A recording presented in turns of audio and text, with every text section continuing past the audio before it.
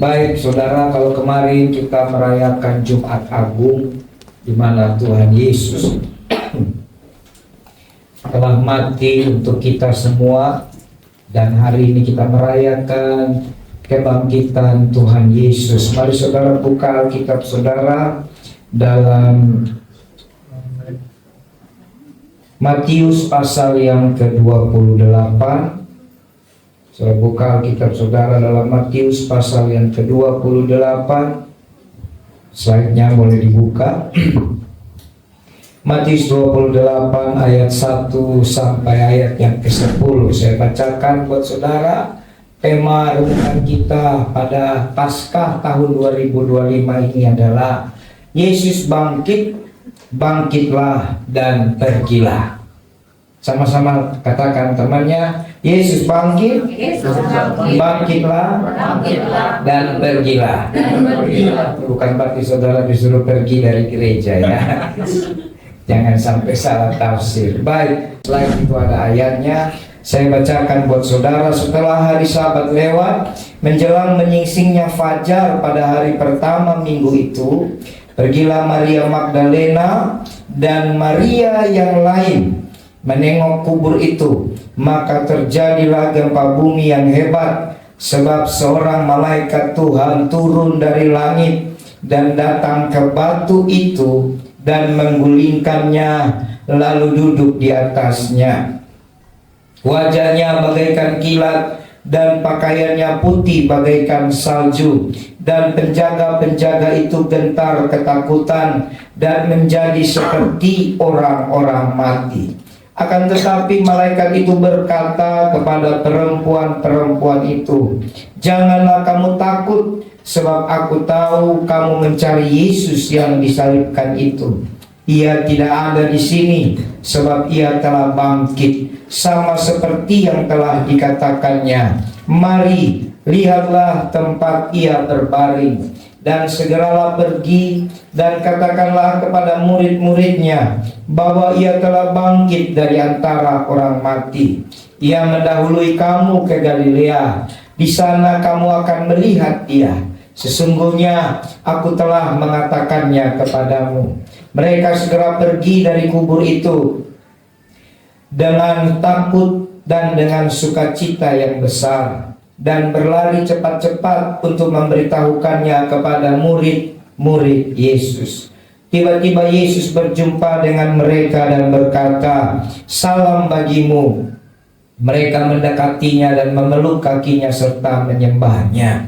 Maka kata Yesus kepada mereka, "Jangan takut, pergi dan katakanlah kepada saudara-saudaraku supaya mereka pergi ke Galilea, dan di sanalah mereka akan melihat aku." Amin. Bapak Ibu Saudara, boleh diklik ayat slide selanjutnya. Jadi saudara, hari ini kita merenungkan ternyata waktu Yesus bangkit, saudara, ada hal-hal yang harus kita perhatikan. Saya catat di sini, saudara, ternyata waktu Yesus bangkit, kebangkitannya menggoncangkan bumi. Soal lihat ayat yang kedua, maka terjadilah gempa bumi yang hebat, sebab seorang malaikat Tuhan turun dari langit dan datang ke batu itu dan menggulingkannya, lalu duduk di atasnya. Bapak Ibu Saudara, waktu Yesus mati, saudara, setelah dia diturunkan dari kayu salib, kalau ada seorang yang membayar kepada pemimpin agama, dan dia meminta untuk Yesus dikuburkan. Lalu Yesus dikuburkan di sebuah gua batu, dalam sebuah kuburan, dan ditutup dengan batu besar. Saudara tahu kenapa kubur Yesus ditutup dengan batu yang besar, saudara? Saudara lihat dulu dalam Matius 27. Matius 27 ayat yang ke-57 dulu. Maaf, tadi yang meminta untuk Yesus dikuburkan itu adalah Yusuf ya, dari Arimatea. Matius 27 ayat 57 dikatakan, menjelang malam datanglah seorang kaya orang Arimatea yang bernama Yusuf, dan yang telah menjadi murid Yesus juga. Saya perhatikan, ternyata waktu Yesus mati, saudara, semua yang menyertai Yesus berduka, dan semua yang menyertai Yesus juga melakukan bagiannya masing-masing.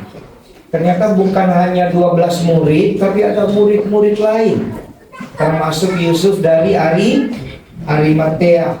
Dan seorang Yusuf dari Arimatea itu, saudara, dia menghadap Pontius Pilatus. Saudara lihat ayat 58, dia pergi menghadap Pilatus dan meminta mayat Yesus. Pilatus memerintahkan untuk menyerahkannya kepadanya, dan Yusuf pun mengambil mayat itu, mengapaninya dengan kain lenan yang putih bersih, lalu membaringkannya di dalam kuburnya yang baru, yang digalinya di dalam bukit batu. Dan sesudahnya di dalam bukit batu, dan sesudah menggulingkan sebuah batu besar ke pintu kubur itu, pergilah ia. Tapi Maria Magdalena dan Maria yang lain tinggal di situ, duduk di depan kubur itu. Ayat 62, keesokan harinya sesudah hari persiapan, datanglah imam-imam kepala dan orang Farisi bersama-sama menghadap Pilatus. Dan mereka berkata, "Tuan, kami ingat bahwa si penyesat itu sewaktu hidupnya berkata, setelah 3 hari aku akan bangkit. Karena itu perintahkanlah untuk menjaga kubur itu sampai hari yang ketiga. Jikalau tidak, murid-muridnya mungkin datang untuk mencuri dia, lalu mengatakan kepada rakyat, ia telah bangkit dari antara orang mati, sehingga penyesatan yang terakhir akan lebih buruk akibatnya daripada yang pertama." Kata Pilatus kepada mereka, "Ini penjaga-penjaga bagimu, pergi dan jagalah kubur itu sebaik-baiknya." Maka pergilah mereka dengan bantuan penjaga-penjaga itu. Mereka memeterai kubur itu dan menjaganya. Bapak Ibu, waktu Yesus mati, saudara, Maria Magdalena dan Maria yang lain, murid-murid, semua tergoncang, saudara. Sehingga saudara, mereka cuma melakukan sesuatu seperti adat istiadat. Mereka lupa bahwa Yesus itu Tuhan. Halo? Murid-murid, Yusuf Arimatea, Maria Magdalena, Maria yang lain, akhirnya menganggap kematian Yesus seperti manusia biasa. Sehingga mereka lebih sibuk mempersiapkan segala sesuatu sebagai hukum yang mereka percaya zaman itu, yaitu hukum Yahudi, hukum Ibrani pada zaman itu. Itu sebabnya Yusuf dari Arimatea meminta kepada Pilatus mayat Yesus. Halo? Lalu dia minta supaya dia kubur baik-baik, dan itu hal yang baik, saudara. Dan dia kubur dengan, saudara lihat tadi, mengambil mayat itu, ayat 59, lalu membaringkannya dalam kuburnya yang baru. Di dalam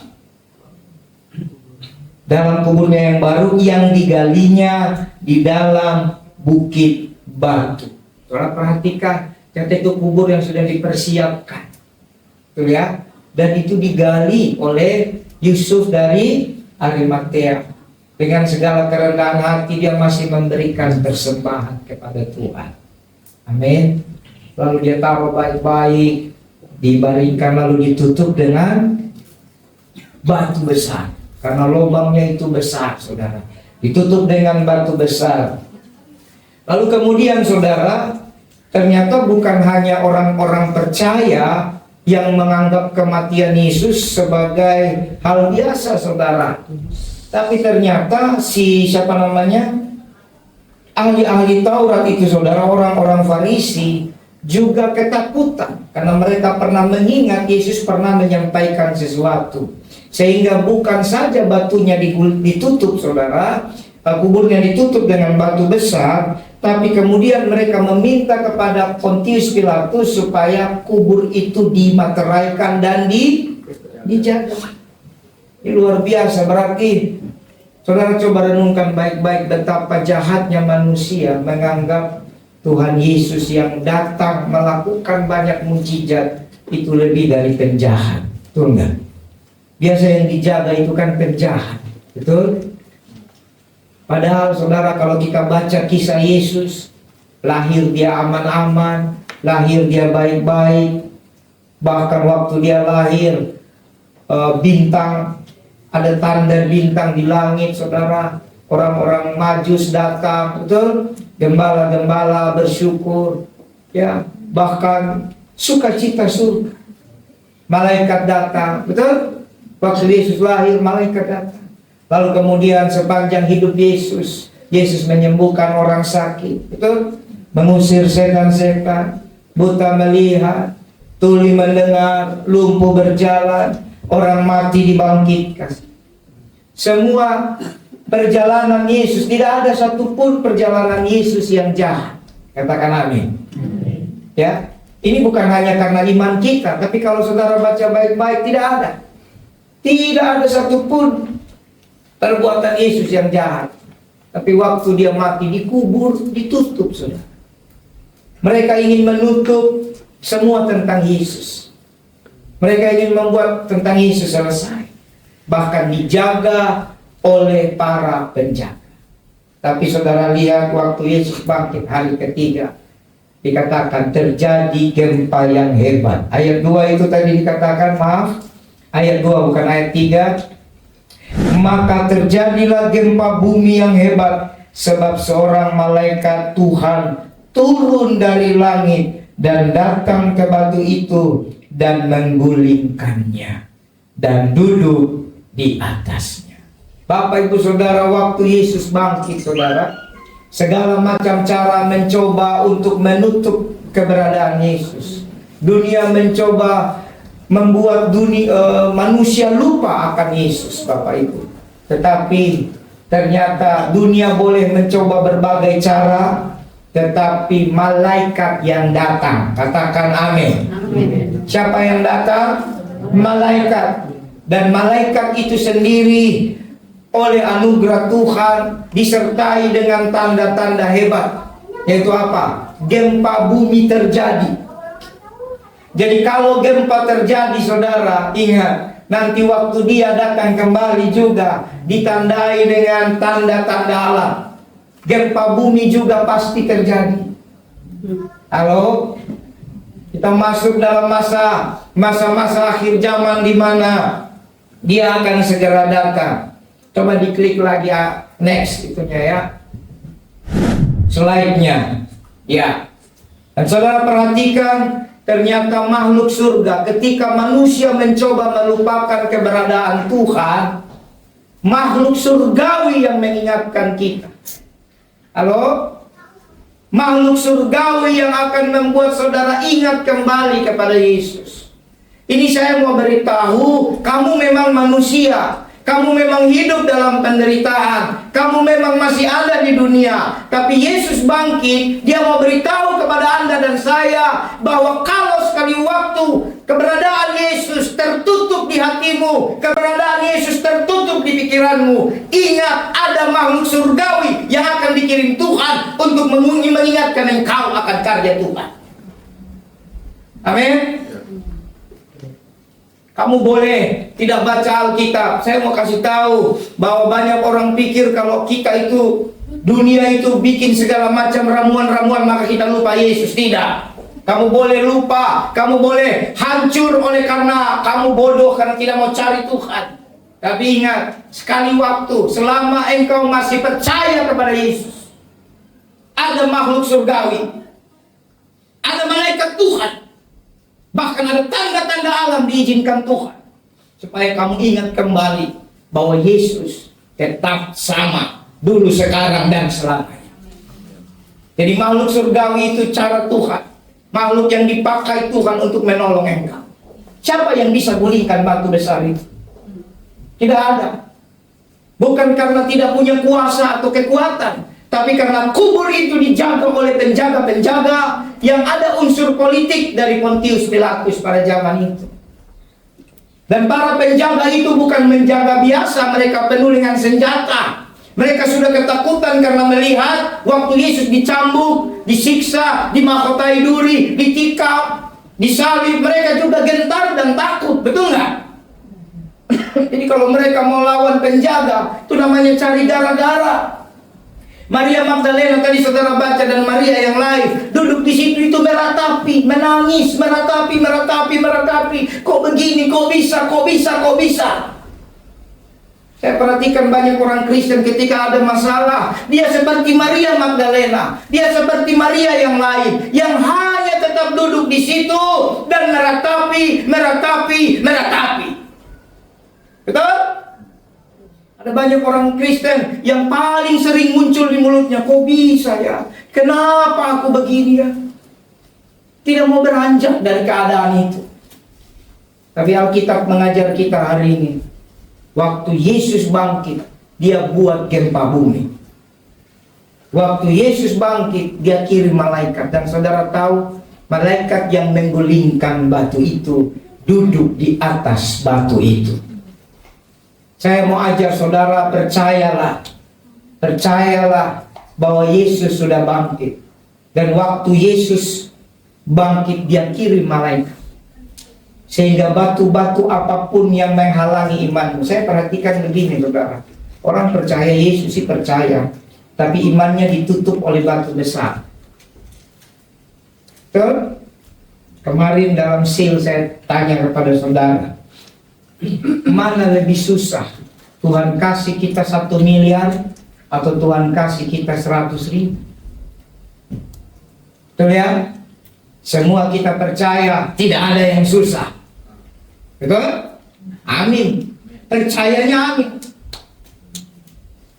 Kita percaya tidak ada yang susah.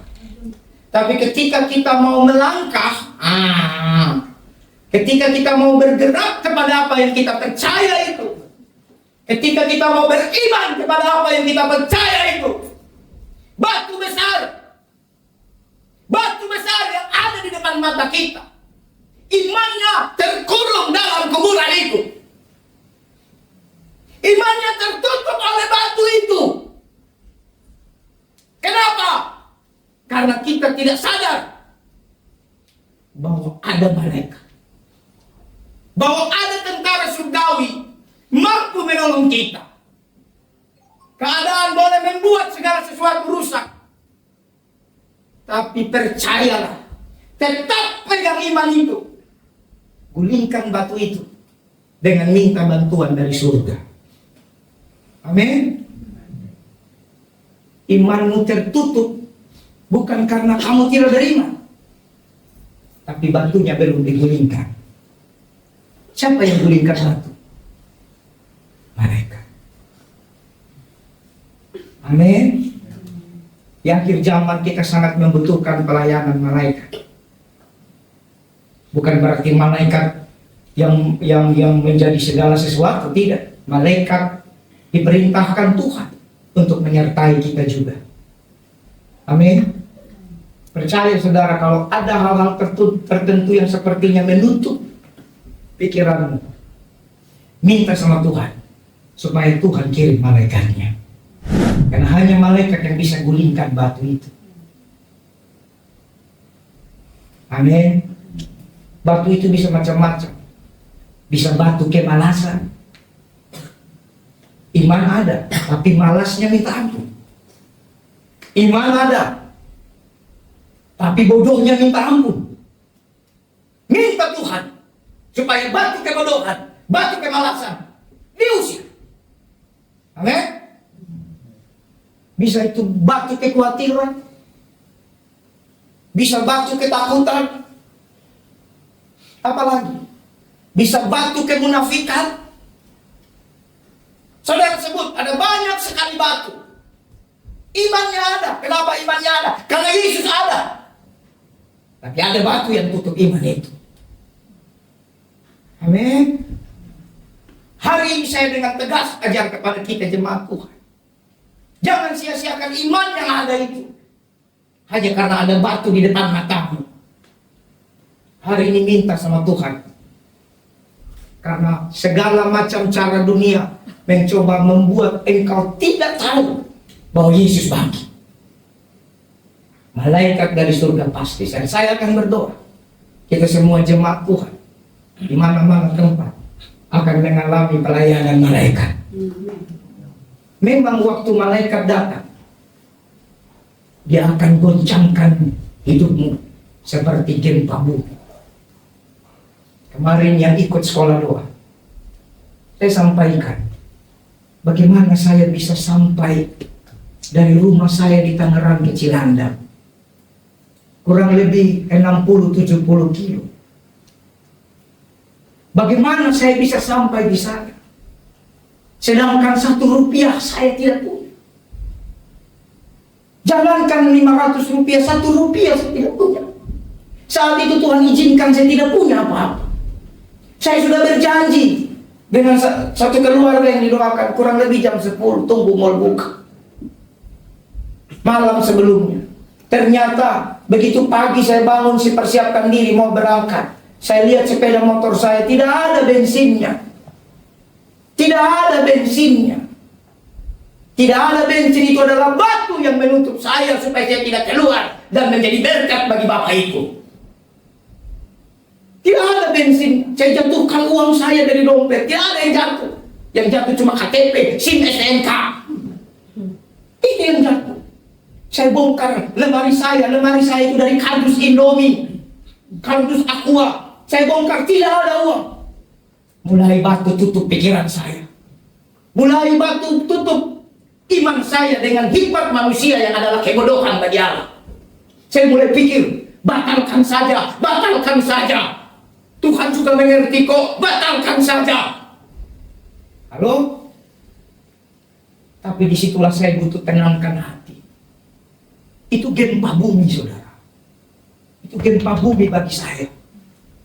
Bagaimana caranya dengan keadaan yang tidak mungkin saya bisa sampai Cilandak? Gak mungkin, saudara. Tidak mungkin. Tapi waktu saya tenangkan hati, malaikat Tuhan kuatkan. Dia duduk di batu itu. Dia duduk di masalah kita. Lalu saya jalan. Begitu saya jalan, batu-batu itu masih tetap ada. Karena batunya itu bukan hilang, terguling. Hilang berarti tidak ada. Terguling berarti masih ada. Bisa mengerti maksud saya? Bisa mengerti maksud saya? Banyak orang Kristen pikir kalau Tuhan tolong masalahnya hilang, bertobat. Waktu kau melangkah, Tuhan buka lubang itu supaya kau bisa jalan, tapi dia masih ada di sebelah. Dia masih bisa mengintimidasi engkau. Makanya malaikat duduk di masalahmu, di batu itu. Begitu saya jalan, Bapak Ibu, mulai, kalau ada yang tahu daerah Kota Bumi, Sangiang, sampai Sangiang, itu sekitar 45 kilo, belum mati. Justru ketika saya sadar belum mati, batunya terlihat. Kalau saya tidak sadar, tadi waktu pergi saya tidak sadar motornya jalan, batunya tidak terlihat. Begitu saya sadar, ternyata motor masih jalan, batunya terlihat. Air mata saya keluar. Waktu Tuhan, ini sudah 5-6 kilo. Kalau mati di sini bagaimana? Maju salah, mundur salah. Tapi saya kuatkan hati sampai jembatan Cisadani itu, belok kiri ke Daan Mogot, ke kanan ke Kapolres itu Robinson. Itu sekitar 7-8 kilo. Belum mati juga. Jalan lagi sampai Kalideres. Kalideres sekitar 18-20 kilo. Tidak mati juga. Makin kencang air mata saya. Dan sepanjang jalan, silih berganti, terlihat itu batu. Nanti kalau mati bagaimana? Nanti kalau mati bagaimana, Tuhan? Sampai Cengkareng, kurang lebih 23-24 kilo. Sesudah Cengkareng ada pom bensin. Tiba-tiba ada orang tepuk pundak saya. Pak Budi. Saya kaget. Oh iya, karena sama-sama pakai helm. Dia ngobrol sebentar di pinggir jalan, karena itu depan pom bensin. Beliau bilang begini, Pak, ngobrol di pom bensin. Sampai di pom bensin, dia matikan motornya, masih ngobrol sebentar, saya tidak matikan motor saya. Karena kalau saya matikan tidak nyala lagi. Karena sekalipun saya sudah melihat pekerjaan Tuhan sampai 20 kilo lebih, batu itu masih saya lirik. Kalau mati bagaimana? Lalu tiba-tiba di tengah lagi seru ngobrol, pikiran saya lagi mikir, mati bagaimana? Itu Bapak memang betul-betul batu. Dia matikan motor saya. Tertutuplah kembali iman saya. Bagaimana mau nyala lagi? Itu yang Alkitab bilang, ada takut, ada sukacita. Saya juga begitu. Ada iman, tapi bagaimana Tuhan? Sudah mati motornya.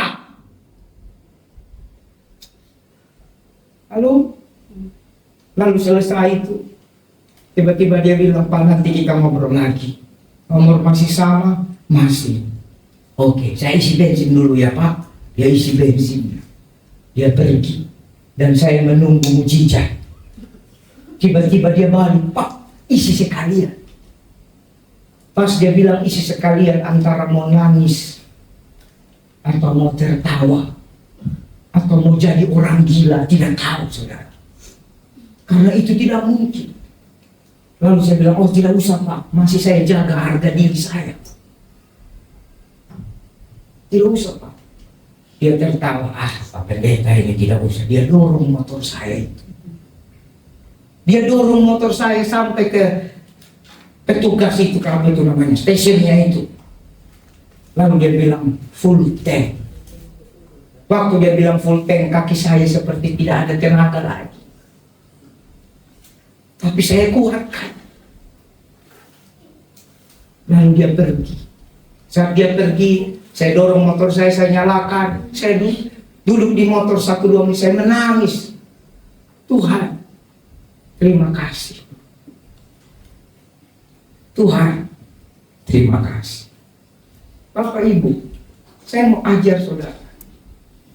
Kalau batu sudah digulingkan, jangan lihat lagi batunya. Lihatlah jalannya. Lihatlah malaikat yang duduk di atas batunya. Jangan lihat lagi batunya. Memang tidak enak. Saya bersaksi kemarin banyak sekali Tuhan tolong. Mustahil semua. Hanya dengan cara yang ajaib.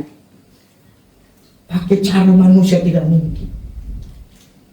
Dan logikanya Bapak Ibu, bensin itu sudah di bawah merah. Saya buka tangkinya, tutup tangkinya, itu sudah tidak terlihat bensinnya. Kalau motor kan bisa kita lihat ya, kalau mobil kan nggak bisa dilihat. Berarti bensinnya cuma di selang-selang. Bagaimana mungkin bensin yang cuma ada di selang-selang itu bisa sampai 20 km lebih? Tidak mungkin. Tidak mungkin. Tapi ternyata mungkin, saudara. Amin. Amin. Ada hal-hal ajaib di kebangkitan Yesus. Di Paskah 2025 saya beritahu akhir zaman di depan mata. Tapi percayalah, ada hal-hal surgawi menyertai kita. Amin. Amin. Amin. Kau pikir masalahnya selesai di situ? Tidak. Masalah belum, endingnya belum sampai. Sama seperti Yesus ini. Saya masih jalan kurang lebih 40 kilo lagi sampai Cilandak. Setelah sampai Cilandak Bapak Ibu, kurang lebih jam 10, saya melayani keluarga ini sampai kurang lebih jam 4 sore. Kita dikasih di tempat private di sebuah rumah makan di dalam mall. Nggak private banget sih, cuma terpisah lah begitu. Lalu setelah didoakan, mereka berkata, terima kasih Pak. Pas dia bilang terima kasih, terlihat lagi itu batu. Kenapa terlihat? Karena saya tidak punya uang. Bagaimana bayar parkirnya? Karena itu di mall, itu bukan di rumah orang. Kalau di rumah orang tidak bikin parkir. Bensin sudah ada kan? Itu di dalam mall Cilandak Town Square. Saya masih ingat sampai hari ini. Pas dia bilang terima kasih, saya coba dekat-dekat. Sama-sama Pak. Lalu dia keluar ke lobi, saya coba antar. Kan pikir kita, kali aja lupa begitu kan. Karena ada ayat firman, mendekatlah kepadaku, maka akan mendekat kepadamu. Saya coba dekat-dekat, ternyata memang tidak dekat dia. Karena ayat itu untuk Tuhan, bukan untuk manusia. Oke Pak, nggak usah diantar kami. Oh iya oke Pak. Oke, Bapak parkir di mana? Saya ingat itu. Saya cari macam-macam bahasa. Bapak parkir di mana? Padahal dengan satu harapan. Tolong saya Pak.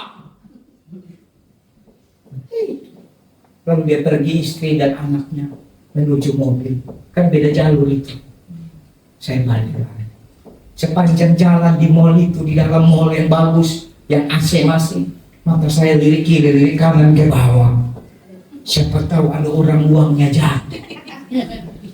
Kadang-kadang saudara, waktu kita panik gara-gara lihat batu, kita tidak melihat ke atas, kita melihat ke bawah. Siapa tahu ada pertolongan dari bawah. Alkitab berkata, pertolongan datang dari atas, dari Tuhan pencipta langit dan bumi, bukan dari bawah. Jangan jadi mental ayam yang selalu melihat ke bawah. Lihatlah seperti Raja Wali, masalah makin besar, dia terbang dengan kekuatan sayapnya. Amin. Sampai parkiran air mata sudah tak terbendung, tapi ditahan-tahan karena cowok kalau nangis dibilang banci. Zaman dulu LGBT belum keren. Tapi saudara, saya jalan sampai ke parkiran. Saya sudah tidak tahu lagi bagaimana caranya. Saya pakai jaket saya pakai selampe sapu tangan, saya tutup helm. Lalu saya dorong motor saya. Motor saya standar 1, standar sampingnya sudah patah. Jadi cuma ada standar 2. Tahu ya, sepeda motor itu ada 2 standar. Begitu saya dorong motor standar 2, seperti terlempar uang 20.000.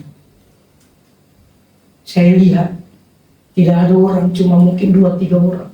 Saya datangi, saking bodoh dan polosnya hamba Tuhan ini. Saya datangi mereka. Pak, apakah ini uang Bapak? Yang satu mungkin lagi berantem sama istrinya, dia marah-marah. Siapa sih enggak? Saya datang satu kali, Pak, apakah ini uang Bapak? Oh enggak. Yang satu pas saya mau datangi, dia pergi.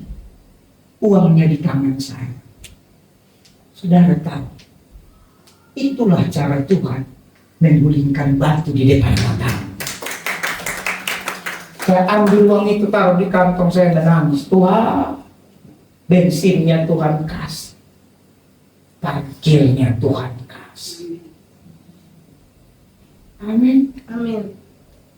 Lalu dengan gagah perkasa saya menuju parkiran. Itu 1 jam waktu itu mungkin masih 500 perak ya. Mobil masih 2.000.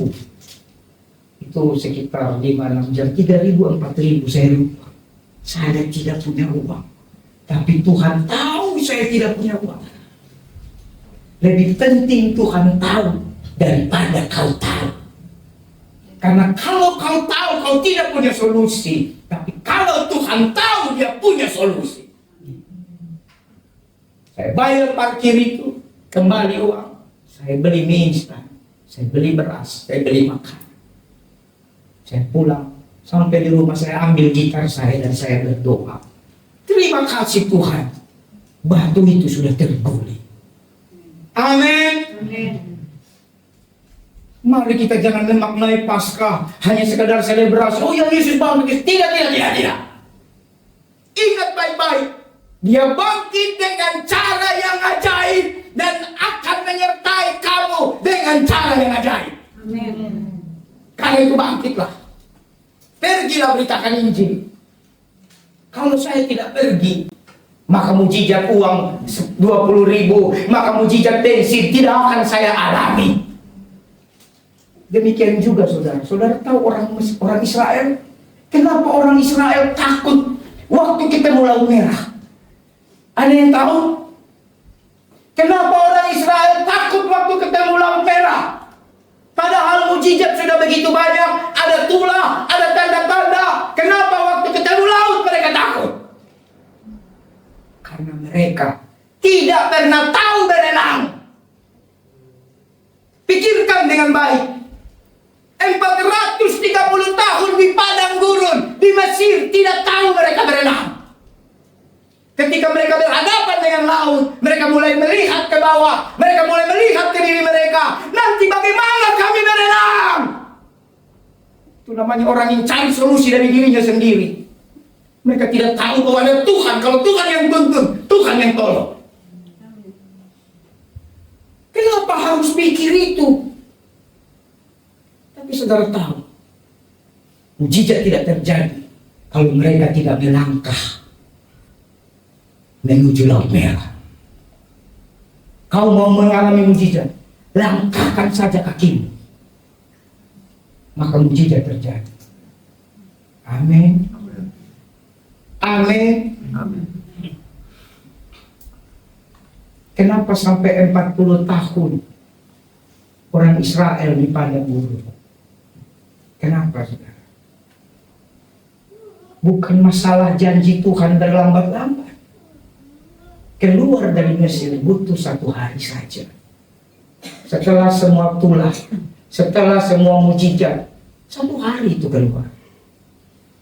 Sehingga mereka tidak bisa dikejar lagi oleh Mesir. Tapi 40 tahun Tuhan perlu waktu mengeluarkan Mesir dari otak mereka. Demikian juga dengan sekarang. Tuhan sudah gulingkan batu.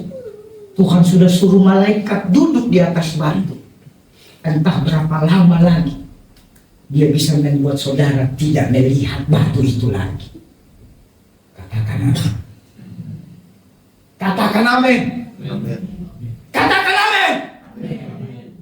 Jemaat yang percaya Yesus, kalau batu sudah digulingkan, jangan lihat lagi.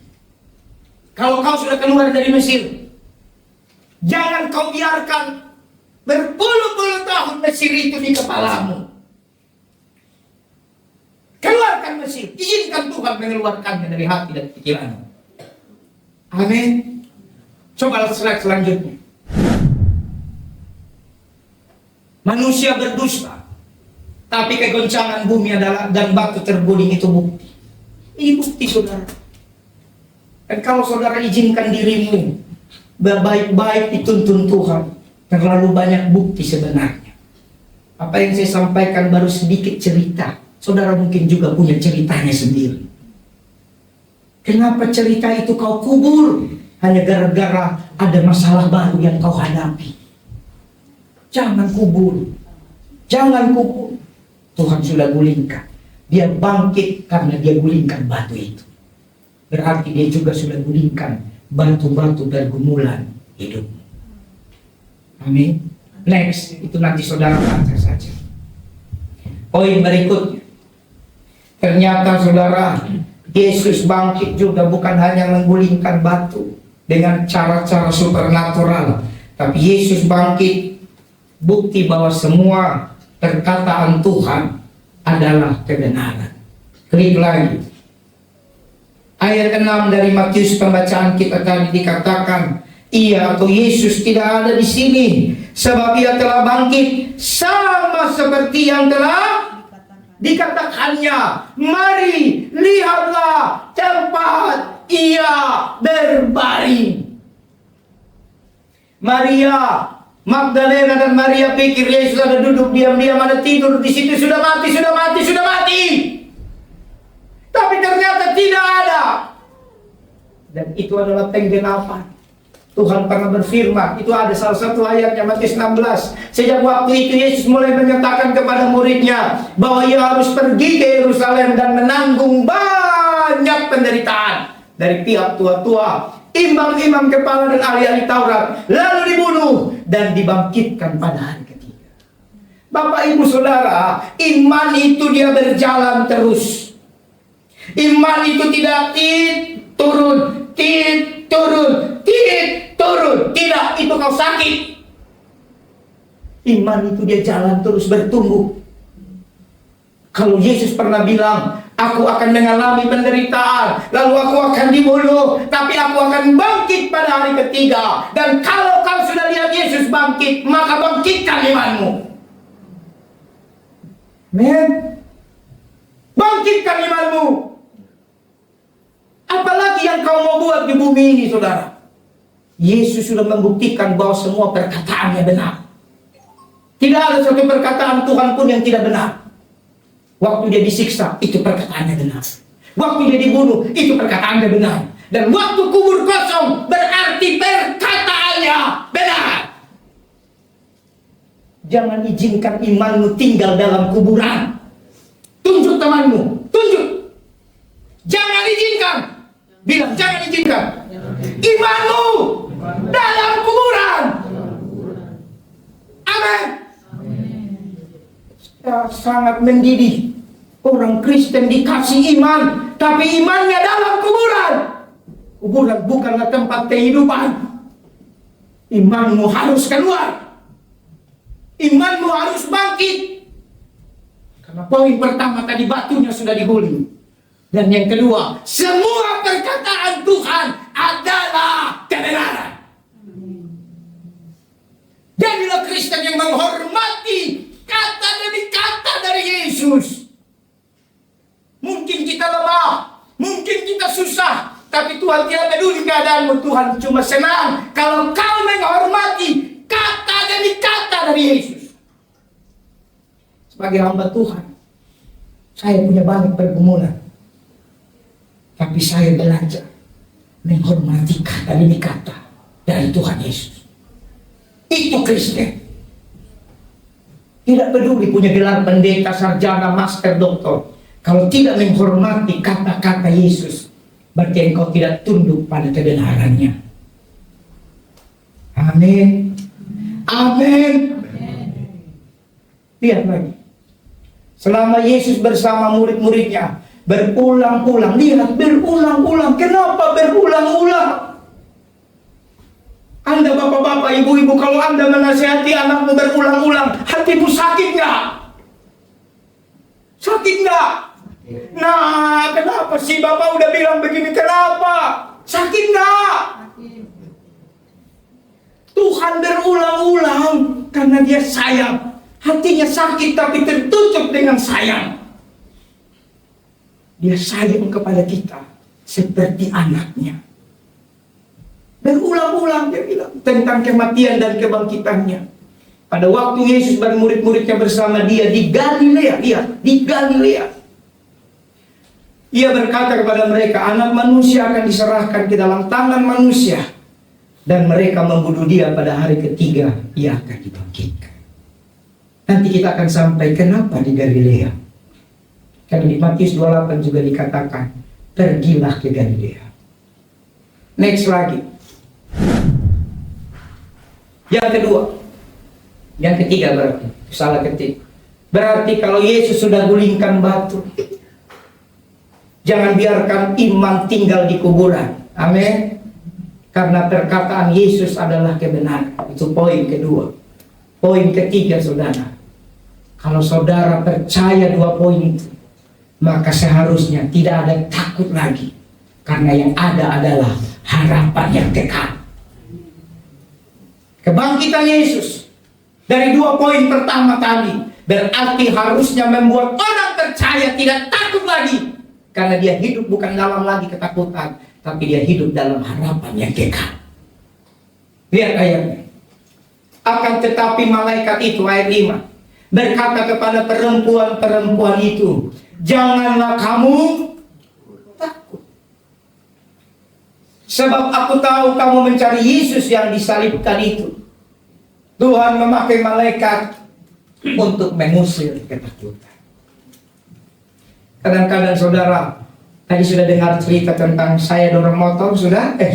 Saya naik motor sampai Cilandak, sudah? Dengarnya seru? Dengarnya seru? Ngalaminya mau? Saya tanya, ngalaminya mau? Takut, Pak. Takut, Pak. Tapi ingat sekali lagi di ayat yang berbeda, malaikat berkata jangan takut. Mungkin saudara kisahnya tidak sama dengan saya, tapi ketakutannya sama. Kau pikir aku hebat-hebat banget itu saudara? Saya takut saudara. Saya takut, kau pikir saya tidak takut? Waktu masih di Sangiang aja itu ketakutan saya itu, baju saya udah basah. Puji Tuhan dari dulu saya kemana-mana selalu belajar bawa baju ganti. Sehingga sampai ke mall itu saya ganti baju dulu. Tapi kalau saudara lihat mobil saya penuh baju ganti. Karena kebiasaan zaman lalu. Apalagi naik motor. Itu baju saya basah seperti mandi saking takutnya. Baru sampai Sangiang, itu 4-5-6 kilo saya lupa. Karena maju tidak bisa, mundur tidak bisa. Belum lagi waktu ngegas mulai, tidak bisa lebih dari 30-40 kilo, paling 20 km per jam. Gas dikit dia mulai berebet, tahu berebet? Karena memang bensinnya tidak ada. Tapi hari ini saya beritahu saudara, jangan takut, bergaul dengan Tuhan. Waktu kau dihadapkan masalah itu, asal bergaul. Ingat ya, asal bergaul. Apa? Asal bergaul dengan Tuhan. Tuhan kirim malaikat kuatkan engkau. Amin. Asal bergaul dengan Tuhan. Jadi dia usir ketakutan. Dan sekarang dia berikan apa? Dia berikan harapan yang kekal. Juga, dan artinya kekal itu artinya tidak binasa. Bukan harapan yang hari ini ada, besok hilang. Tapi kekal. Lihat ayatnya. 1 Petrus 1 ayat 3 sampai 4. Terpujilah Allah dan Bapa Tuhan kita Yesus Kristus yang karena rahmatnya yang besar telah melahirkan kita kembali oleh kebangkitan Yesus Kristus dari antara orang mati kepada suatu hidup yang penuh pengharapan, untuk menerima suatu bagian yang tidak dapat binasa, yang tidak dapat cemar, yang tidak dapat layu, yang tersimpan di sorga bagi kamu. Katakan amin. Waktu Yesus bangkit itu dia lahirkan kita kembali. Di dalam kubur itu adalah proses yang Tuhan izinkan dia alami supaya dia masuk dalam penderitaan manusia dengan satu makna rohani. Artinya barang siapa bergaul dengan Tuhan, maka kamu dierami Tuhan. Kamu dikandung kembali oleh Tuhan. Penderitaan yang harus kamu pikul sudah dipikul Tuhan. Pergumulan yang harus kamu kandung sudah dikandung Tuhan. Masalah yang harusnya kamu dikubur di situ, Tuhan mau dikubur di situ, gantikan kamu. Sehingga ketika dia bangkit, dia melahirkan Anda dan saya kembali. Amin. Kamu dilahirkan bukan seperti waktu kita dilahirkan oleh orang tua kita, penuh masalah. Saudara tahu kenapa 2 anak saya lahir dengan cara yang aneh, hamil dengan cara yang aneh? Bagi saudara cuma kesaksian, bagi saya itu rema. Untuk menguatkan saya bahwa saya akan berhadapan, saya dipakai Tuhan menjadi hamba Tuhan, berhadapan dengan orang-orang yang seperti saya, yang penuh dengan ketakutan. Saya harus dikuatkan dulu. Bayangkan anak saya dibilang mati dalam kandungan. Anda dengarnya seru, Anda dengar, hebat ya, saya takut. Jangan kau pikir aku hebat-hebat banget. Tapi ketika Tuhan melakukan keajaibannya, saya dilahirkan kembali. Amin. Saya dilahirkan kembali dengan harapan bahwa ke depan mungkin ada masalah yang saya tidak mengerti. Tapi kalau dia lahir saja, Tuhan sertai. Masa dia hidup, Tuhan tidak sertai. Amin. Anak kedua tidak bisa lahir. Lahir di mobil. Sama.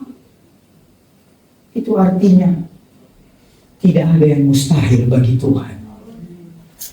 Jadi izinkan dirimu dilahirkan kembali. Hai orang Kristen, hai orang percaya, Sudahkah kau dilahirkan kembali dalam makna kebangkitan ini? Atau kau mau masuk dalam perut ibumu lagi? Atau kau mau masuk dalam kuburan lagi? Saya tidak mau. Saya mau lahir karena Yesus sudah bangkit. Amin. Klik ayat selanjutnya. Nah, ini yang lebih keren. Yesus bangkit untuk mengalahkan maut. Jadi kalau masih ada di sini takut mati gara-gara nggak bisa makan, takut mati gara-gara sakit, takut mati gara-gara keadaan, berarti kau tidak menghormati kebangkitannya. Yesus bangkit mengalahkan maut. Orang bisa bikin kita mati kelaparan, keadaan bisa bikin kita tidak punya apa-apa. Penista, pembunuh keji bisa bunuh kita. Emang kenapa? Tapi Yesus mengalahkan maut. Kalau Yesus mengalahkan maut, kita mau mati, kita mau tetap hidup, kita pasti tidak akan ditawan dalam alam maut. Tapi kita akan masuk ke dalam kerajaan surga yang kekal. Kalau Yesus tidak mati mengalahkan maut, kau boleh tidak mati dibunuh, kau mati tenang-tenang, kau boleh tidak mati karena sakit, karena uangmu banyak, kau boleh tidak mati karena kelaparan. Tapi ingat baik, orang yang tidak percaya Yesus, dia akan diambil oleh maut. Karena tidak ada pribadi satupun yang mengalahkan maut selain daripada Tuhan Yesus. Syukur kepada Tuhan. Keadaan kita boleh baik, boleh tidak baik, tidak masalah. Tapi maut sudah dikalahkan. Amin. Amin. Mari kita lihat ayat. Maut telah dikalahkan. Roma 6 ayat 9. Karena kita tahu bahwa Kristus sesudah ia bangkit dari antara orang mati, tidak lagi mati. Yesus tidak mati lagi, tidak mati lagi. Tidak mati lagi. Berhenti nonton debat-debat apologet. Ngapain nonton itu? Kau buang waktumu 2 jam, 3 jam nonton. Baca firman Tuhan yang adalah kebenaran. Dia tidak mati lagi, saudara. Jadi kalau dia tidak mati lagi, demikian juga dengan engkau. Engkau hanya mati 1 kali, nanti meninggalkan kemah dagingmu. Tapi kemudian kau akan hidup selamanya bersama Tuhan Yesus. Tidak mati lagi. Maut tidak lagi berkuasa atas dia. Bahkan dalam 1 Korintus dikatakan, hai maut, di manakah kemenanganmu? Hai maut, di manakah sengatmu? Sengat maut ialah dosa, dan kuasa dosa adalah hukum Taurat. Lewat kebangkitan Kristus, saya ingin saudara punya kasih seperti Kristus. Kasihlah yang membuat maut tidak bisa berbuat apa-apa. Karena Yesus kasihnya yang besar, makanya dia mau turun dalam maut. Kasihnya yang besar, dia gantikan kau supaya kita hidup. Amin. Karena itu saling mengasihi. Tidak ada lagi gereja ini merasa dia lebih baik dari yang lain. Itu hukum Taurat. Hukum Taurat yang terhormat duduk di depan, yang cerocok-cerocok duduk di belakang. Itu hukum Taurat. Itu sengat maut. Kita semua orang merdeka, katakan amin. Kita semua orang dibangkitkan, katakan amin. Tidak ada lagi yang merasa dirinya lebih kecil dari yang lain. Tidak ada. Tidak ada lagi yang merasa dirinya lebih besar dari yang lain. Tidak ada. Yang saya paling sedih itu, di mana-mana tempat saya temukan, yang maaf berjuta-juta maaf, bukan beribu-ribu maaf lagi.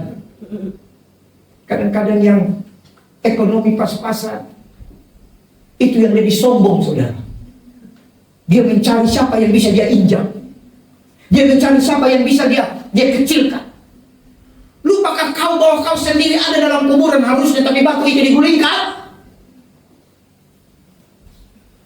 Kadang-kadang orang-orang ekonomi pas-pasan, mulutnya lebih kasar, hatinya lebih kasar. Tapi lewat kebangkitan hari ini, kita boleh hidup pas-pasan. Lebih syukur lagi kalau diberkati, tapi kita penuh kasih. Tidak ada lagi salib. Dia mah begitu. Dia mah begitu. Emang kenapa dia begitu? Emang kenapa? Kita orang Kristen harus bertobat dari statement-statement itu. Jadilah seperti Yesus. Yesus mati bagi semua ekonomi apapun. Yesus mati bagi 12 murid, termasuk Yudas yang membunuh diri. Yesus belum mati buat dia. Sayangnya Yesus menolak keselamatan. Yudas menolak keselamatan itu. Yesus juga mati bagi Yusuf dari Arimatea, itu orang kaya, dan dia juga bangkit bagi mereka. Amin. Mari hidup dalam kasih. Apa yang kita, budaya yang sudah kita bangun di gereja, mari kita bangun lebih erat lagi. Kumpul bersama, makan bersama, minum bersama, cerita bersama, komsel bersama. Amin. Ada yang lagi baik-baik, ada yang lagi tidak baik, semuanya bersama. Saya tidak mau di gereja ada yang lebih hebat dari satu pun. Bahkan saya termimpin gembala sendiri, saya tidak pernah minta apa-apa. Betul? Betul? Bahkan sering saya turun ke bawah, makanan mana habis om katanya. Kasihan banget. Gak apa-apa. Karena tidak ada yang lebih dari siapapun. Tidak ada yang lebih hebat. Kita semua kumpul di sini mau mengutamakan Tuhan. Amin. Mau menghormati Tuhan. Klik saja. Itu ayat-ayat saja. Yang keempat, kenapa saudara harus bangkit dan pergilah? Karena Yesus bangkit untuk kita. Poin 1, poin 2 spektakuler. Tapi ada ingat, Yesus mati untuk kita. Dan yang hidup, aku telah mati. Wow. Wow. Aku telah mati. Wow. Namun lihatlah, aku hidup sampai selamanya. Dan aku memegang segala kunci maut dan kerajaan maut. Kenapa tidak boleh takut lagi dengan maut? Karena kuncinya di tangan Tuhan. Kerajaan maut di tangan Tuhan. Hanya dibuka waktu kerajaan 1000 tahun akan datang. Hanya dibuka waktu Armageddon. Hanya dibuka waktu dia mau datang. Jadi kalau dia belum datang, kenapa takut? Dia mati, dia bangkit untukmu. Amin. Jadi untukmu, berarti apa itu? Sayang. Dia cinta. Tahu hari raya Valentine? Orang Kristen boleh rayakan nggak? Nggak boleh. Orang Kristen nggak boleh. Karena nggak ada ayatnya. Tapi kalau kau mau heboh-hebohan, boleh nggak? Selama tidak bikin dosa, terserah. Tapi tidak boleh. Kenapa? Karena hari Valentine hanya 14 Februari. Tapi hari kasih sayang selama-lamanya. Jangan kau kecilkan kasih sayang Tuhan yang kekal dengan tanggal 14 Februari. Berarti 14 Februarinya semua senyum, kasih coklat, hati-hati diabetes semua nanti. Betul nggak? Tapi yang saya mau saksikan bukan masalah Valentine-nya. Biasanya kan kalau Valentine-nya orang dunia beli bunga, beli coklat, itu ya, beli macam-macam, beli cincin, beli mobil, beli bawang juga bisa. Lalu dia kasih sama kekasihnya, ini untukmu. Yang menerima ketika dikatakan ini untukmu, hatinya terharu nggak?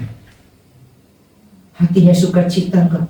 Dari banyak orang di luar sana, kok tiba-tiba dikasih ini untuk saudara. Tuhan bilang, lihat, aku hidup. Itu diberikan untukmu yang percaya. Kira-kira mana yang membuat kau lebih senang? Yesus bilang, lihat, aku hidup untukmu. Atau pacarmu bilang, atau pasanganmu bilang, ini coklat buatmu. Mana lebih berharga? Mana lebih berharga? Tuhan Yesus. Itu sebabnya istriku sudah putus asa mendapatkan coklat dari saya. Karena gak bakal dikasih. Ya kan? Apalagi bunga, bunga mahal. Saya dulu sering ke Rawa Belong ya. Rawa Belong, satu mawar saja dulu, sekarang 20.000. Mana mau cewek satu mawar, minimal satu buket. Satu buket berapa mawar? Pernah sekali waktu aku bilang, mau gak aku belikan buat kamu yang bunga mawar? Gak usah, mentahnya aja. Karena mawar tidak bisa dimakan, betul?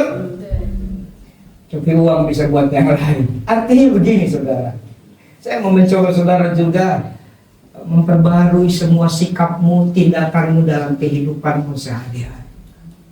Berhenti memberikan hal-hal konyol kepada keluarga kita, kepada pasangan kita. Amin.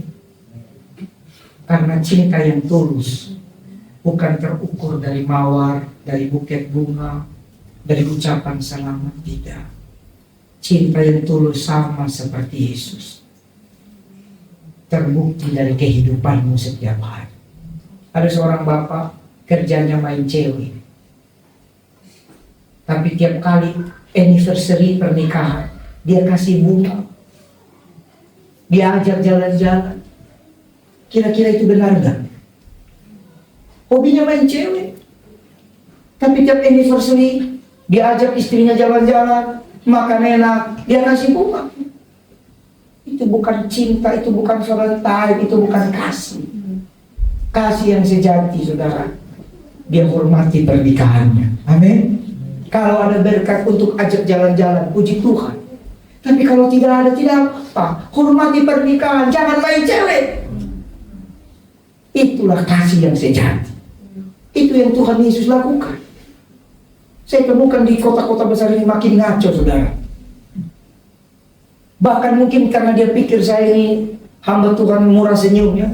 Ada bukan seorang ya, beberapa, tapi saya ambil satu contoh. Ada seorang bapak datang, saya ajak saya makan. Pak, kira-kira Pak, menurut Bapak kalau saya buat gini sama istri saya cocok Pak? Apa itu Pak? Kan saya nggak tahu masalahnya. Apa itu Pak? Itu saya ketahuan. Ketahuan apa? Bapak ini pura-pura. Iya, ketahuan apa, kan saya tidak mau tahu. Ketahuan saya ada lirik-lirik sama teman kerja. Oh ya, terus gimana? Istri marah? Ya marah lah Pak. Terus gimana? Iya, saya mau ajak istri saya jalan-jalan ke Singapura. Tapi ini garis bawahi dulu ya, bukan berarti yang pergi ke Singapura berarti habis lirik-lirik ya. Ini contoh. Boleh nggak untuk menghibur istri saya ajak istri saya jalan-jalan ke Singapura. Dan saya akan belikan semua yang dia minta. Lalu saya tanya, terus yang Bapak lirik bagaimana? Ya dia juga belum bisa lepas Pak. Kenapa belum bisa lepas? Gimana ya Pak? Intinya, pokoknya Bapak jangan bahas dia dulu. Bagaimana dengan istri saya? Ini namanya kurang ajar. Betul? Tidak menghormati firman. Oke lah, istrimu bisa kau rayu, bisa kau tipu, hatinya bisa damai saat itu. Tapi Tuhan bisa kau tipu dengan itu. Bapak Ibu Saudara, Yesus bangkit untuk kita. Karena itu mulai bangkitlah, jadilah garam dan terang yang benar. Amin. Jangan banyak trik dan intrik. Lurus-lurus saja. Lurus aja, di depan ada lubang, kadang kita tidak tahu. Amin. Ayat berikutnya. Saudara tadi sudah baca. Nah, poin terakhir. Pergi beritakanlah Injil. Matius 28 tadi dari pembacaan kita, ayat 10. Maka kata Yesus kepada mereka, jangan takut, pergi dan katakanlah kepada saudara-saudaraku supaya mereka pergi ke Galilea. Dari Matius 16 bahkan ayat-ayat lain selalu Tuhan bilang Galilea, Galilea, Galilea. Dan di sanalah mereka akan melihat apa. Kenapa Galilea? Kita baca dulu ayatnya supaya saya tidak lupa nanti. Ayat 16 sampai 19. Dan ke-11 murid itu berangkat ke Galilea. Berarti persis mereka lakukan seperti yang Tuhan bilang. Kalau Tuhan bilang lakukan persis, jangan belok ke kiri, belok ke kanan, jadi tiang garam kau. Saya perhatikan banyak orang Kristen gara-gara tidak mau taat sama apa kata Tuhan, jadi Kristen tiang garam.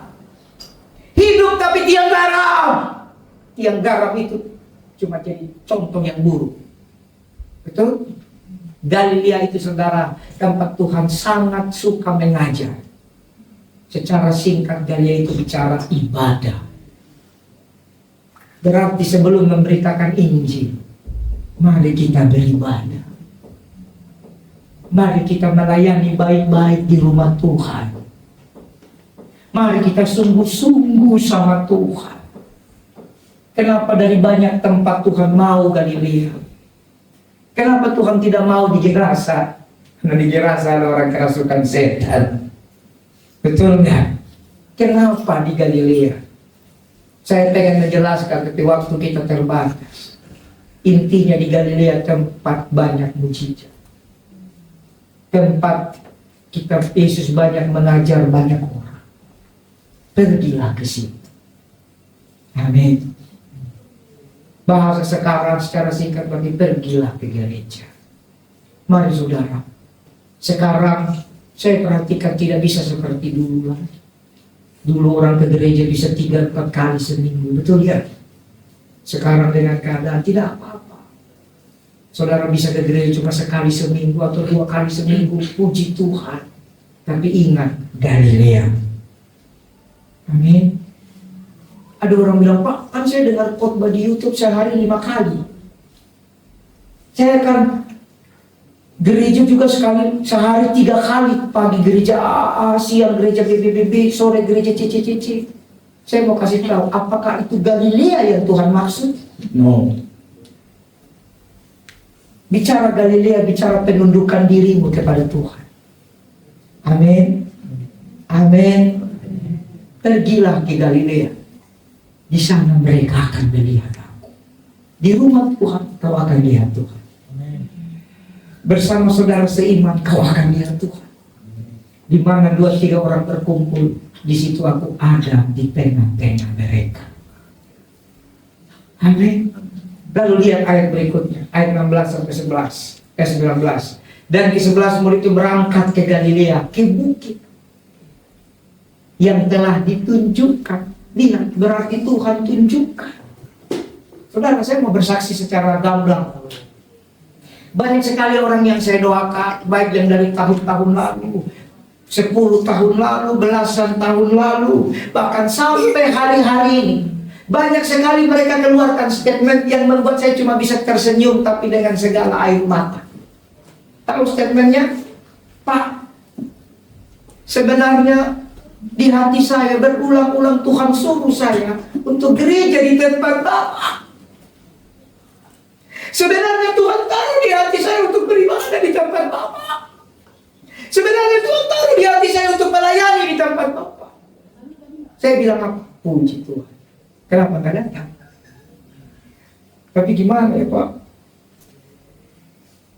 Saudara, kadang-kadang Yesus tunjukkan. Tapi mau nggak kita ikut? Saya mau komen, tapi ini kesaksian nyata. Kenapa mereka nggak mau datang? Karena tidak sekeren yang biasa mereka datang. Paham? Tapi ingat, Galilea dan bukit itu Tuhan tunjukkan. Orang yang cari Tuhan, Tuhan akan tunjukkan kemana dia bertumbuh, supaya dia bisa pergi dan memberitakan Injil. Terserah kau mau nyaman-nyaman, bukan urusan saya hanya hamba. Tapi ingat, kita akan sampai kerajaan 1000 tahun, akan sampai ke surga. Tapi di bumi Tuhan mau kita pergi beritakan Injil. Kalau kita tidak temukan Galilea kita tidak temukan bukit kita, jangan salahkan siapa-siapa. Halo? Halo? Kadang di rumah saya berdoa, Tuhan, wah ternyata Bapak itu sudah dapat ya, tapi nggak datang juga ya. Tuhan, ternyata anak muda itu mau sebenarnya di sini ya, tapi tidak juga ya. Ya saudara, saya sebagai hamba Tuhan bersyukur saja. Tapi saya tetap harus sampaikan firman. Mari saudara, tetap motivasi kita selama di bumi ini, pergi beritakan Injil. Lihat ayat selanjutnya. Ketika melihat dia, mereka menyembahnya. Tapi beberapa orang, kadang orang sudah dengar suara, dapat pernyataan spesifik, tapi ragu-ragu. Ragu-ragu, kenapa itu? Masih ada batu yang dilirik-lirik. Kalau tidak ada batu, percayalah tidak ragu-ragu. Ya, ada satu orang bapak kadang-kadang datang ke sini. Aduh om, kadang saya hitung om datang ke sini bensinnya aja udah berapa. Nah, dia belum dengar kisah saya ke Ciranda. Kenapa pikir bensin, saudara? Halo? Halo? Tapi bukan berarti dia tidak beribadah. Tapi begini saudara, tadi ya, Tuhan tunjukkan. Tujuannya supaya apa? Lihat, kepada aku diberikan kuasa di surga dan di bumi. Karena itu pergilah, jadikan semua bangsa-mu.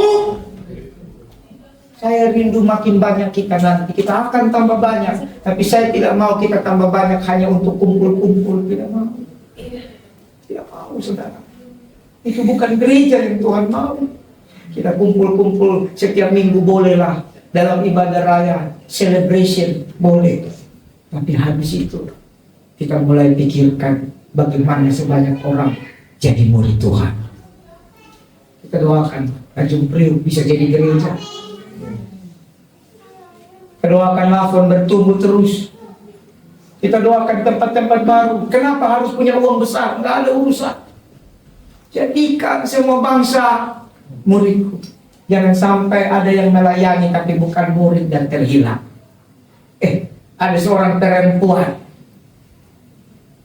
gonta ganti iman. Waktu dia kembali jadi Kristen, pernah menggembalakan.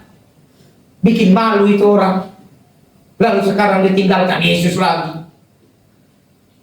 Pelayan Tuhan, tapi selalu melihat batu. Hari ini saudara, mari siapkan hati, pergi dan beritakan Injil. Bangkit, jangan lihat batu lagi. Bangkit, bangkit, bangkit.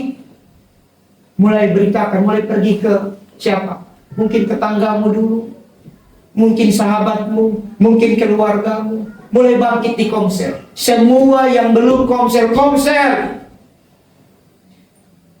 Bangkit. Komsel gereja harus jalan. Jangan pikir, tapi saya kan itu batu. Komsel tidak butuh khotbah. Kalian renungkan apa yang dikhotbahkan hari Minggu.